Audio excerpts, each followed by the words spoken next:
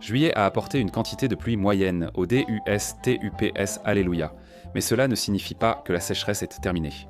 Nous sommes passés de la pire catégorie de sécheresse exceptionnelle à une sécheresse extrême, ce qui peut sembler étrange à dire, mais je suis vraiment content que nous progressions vers la réhydratation du ranch. Je me suis attardé dans les derniers épisodes sur ces épisodes de pluie parce qu'ils représentent tout ce pourquoi nous avons travaillé si dur et regardez toute cette eau. Oui, l'eau est là, et nous nous réjouissons de cette abondance.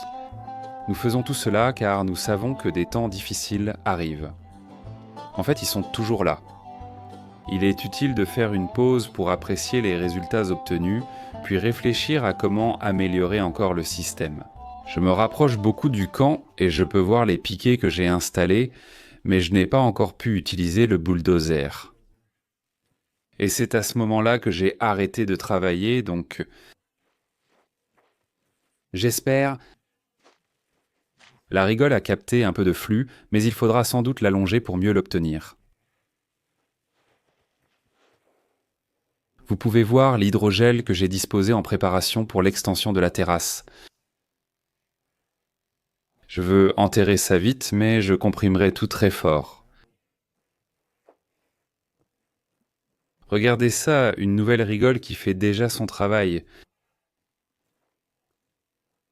D'accord, je vais marcher sur le bord intérieur et je savais que ça allait arriver parce que je n'ai pas...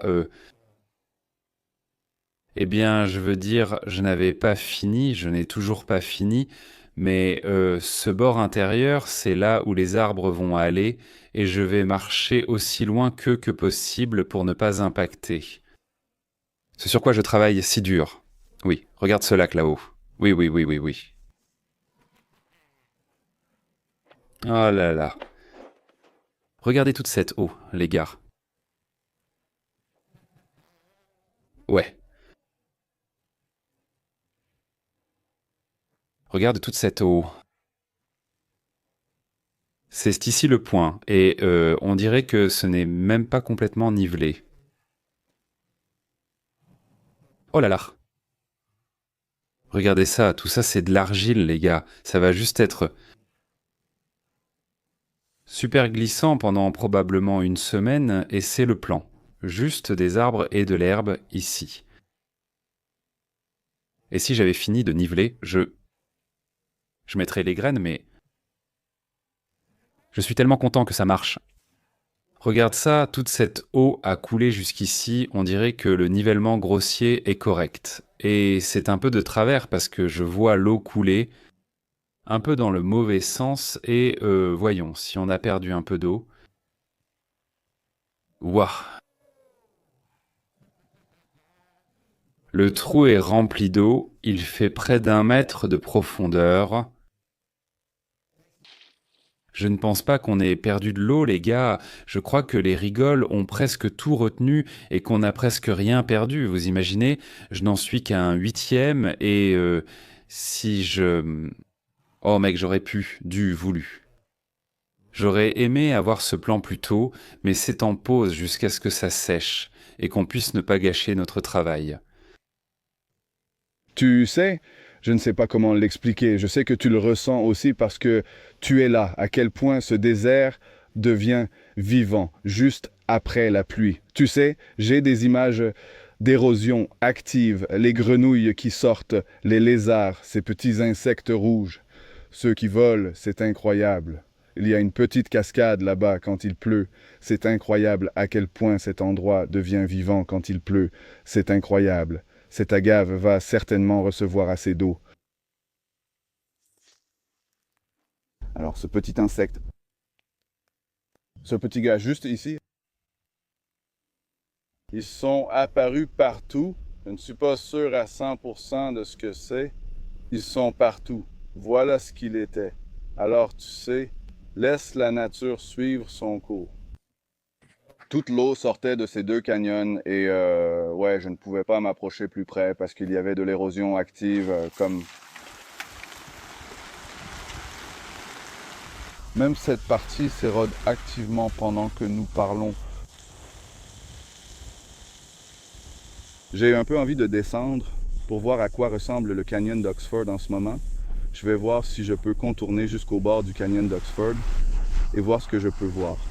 D'accord, donc à gauche, c'est notre entrée dans le canyon Cottonwood. Ça juste là, c'est le canyon Cottonwood. Et il y a assez de courant pour que vous puissiez peut-être le voir. Cela ressemble presque à des rapides qui en sortent. Et toute cette eau est canalisée par ici, qui est le reste de Cottonwood, et va jusqu'à Oxford. Je marche en ce moment vers Oxford Canyon, mais encore une fois, je ne m'approche pas trop de la bord à cause de toute l'érosion qui s'est produite. Plutôt, je n'essaie pas de me retrouver au fond du canyon. C'est surprenant, tout cela vient du ranch. Et si tu regardes,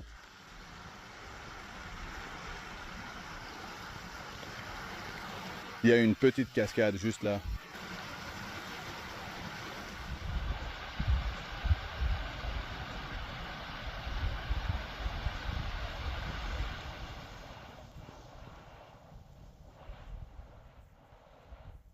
Daniel n'avait jamais utilisé de niveau laser, et comme tu peux l'imaginer, voir toute cette eau sur une rigole inachevée. Ça m'a vraiment motivé à lancer ce projet, alors j'ai pris le temps d'enseigner à Daniel et de travailler avec lui pour faire une partie du nivellement. Je voulais qu'il puisse prolonger la rigole jusqu'à la limite de la propriété aussi vite que possible parce qu'on est en pleine saison de mousson. Je ne veux pas perdre plus d'eau. Ceci est seulement dans ma cabane parce que c'est nécessaire comme ça, il se recharge dès que j'en ai besoin, le télémètre. Puisqu'on est deux, autant transporter un maximum de choses. Avoir besoin des piquets. Je pense que ça descend juste plus bas. Oui, je veux dire, surtout au fond, ça devrait vraiment l'être. Je pensais que c'était saturé la dernière fois, maintenant ça devrait vraiment l'être. Et ce qui est si bien, c'est que l'argile n'a pas tendance à laisser l'eau descendre, elle a tendance à la faire s'étendre latéralement.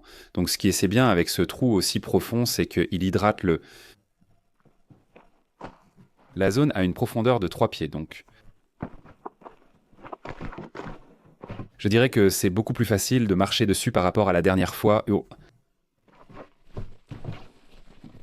Donc une chose que je regrette d'avoir faite, c'est que là où le terrain est vraiment irrégulier, et quand on coupe, j'aurais aimé, comme ici ça a marché parce que je pouvais voir où était le piquet, mais j'aurais vraiment aimé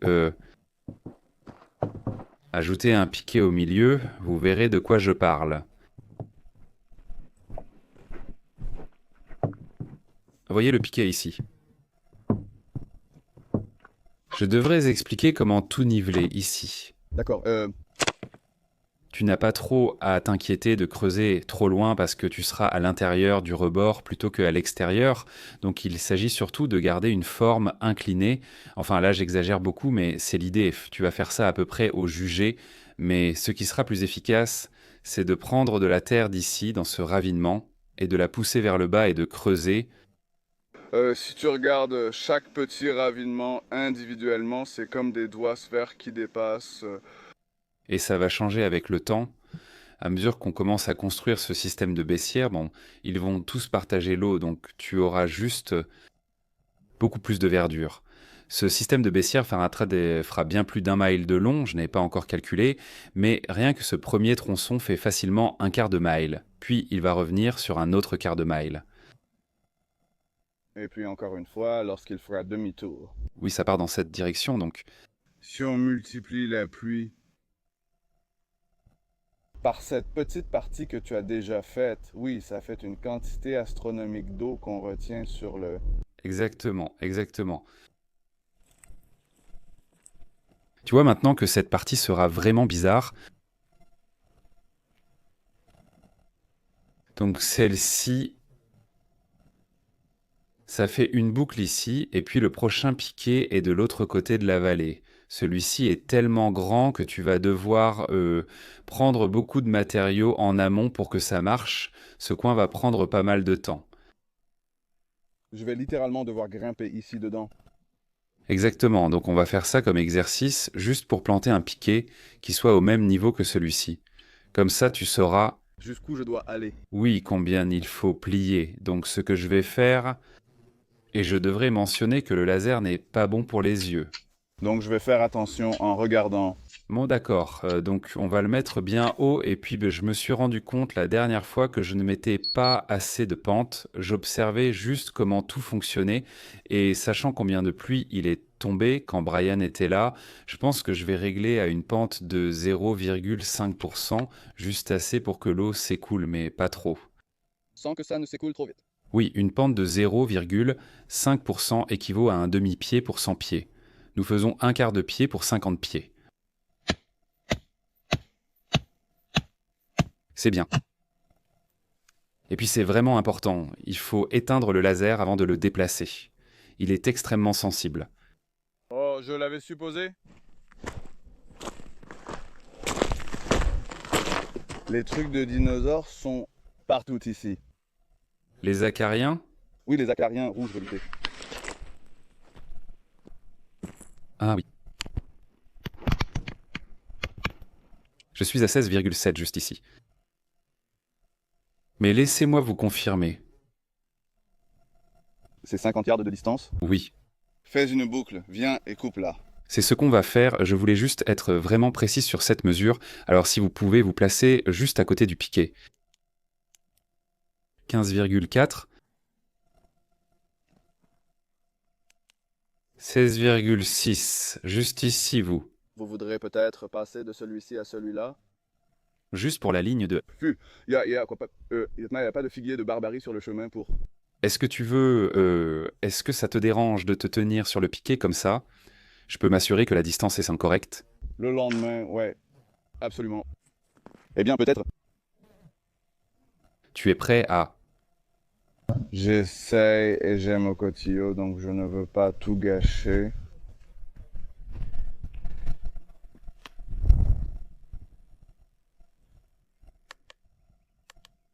Oui, c'est trop court, c'est 15,4.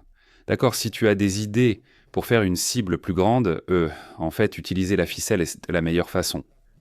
Oui, c'est le plus simple et tu peux le faire toi-même. Oui, allons-y, approchons-le assez près, sans tension. Je veux dire, j'aurais vraiment dû faire ça avec le mètre ruban avant, mais que ce soit sur une pente de 0,2% ou de 0,3%, le but c'est juste de s'assurer qu'on sait dans quelle direction ça descend, d'accord, n'est-ce pas? Glisse-le juste sous le figuier de Barbarie, juste sous ce buisson, oui, par ici. Mais c'est suffisant, maintenant, on peut déplacer le piquet une fois qu'on l'aura mesuré.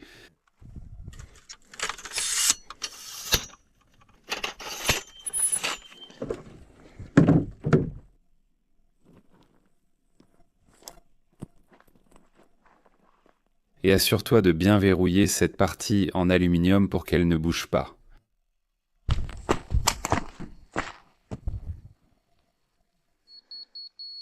À ce niveau-là, ils ne le font pas. Regarde à quel point tu es proche. Ce n'est pas une question de compétence, je ne peux pas faire ça régulièrement. J'aurais dû passer du temps à l'enrouler au lieu de prendre un raccourci. Maintenant, ça va me retomber dessus.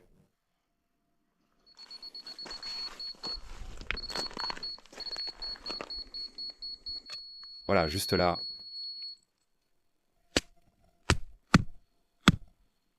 Monte juste un peu, c'est bien, si tu sais que tu es haut, ça va. C'est juste un peu. Ah voilà.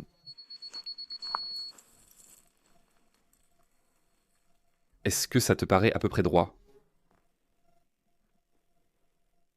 Beaucoup trop bas, je pense, ouais. Oh, waouh. Je ne sais pas pourquoi je me suis embrouillé avec les temps. Les lents trop bas, les rapides trop haut. Ça m'a pris une éternité pour comprendre, je ne m'inquiéterai pas. Peu importe la taille, ce ne sera pas grand.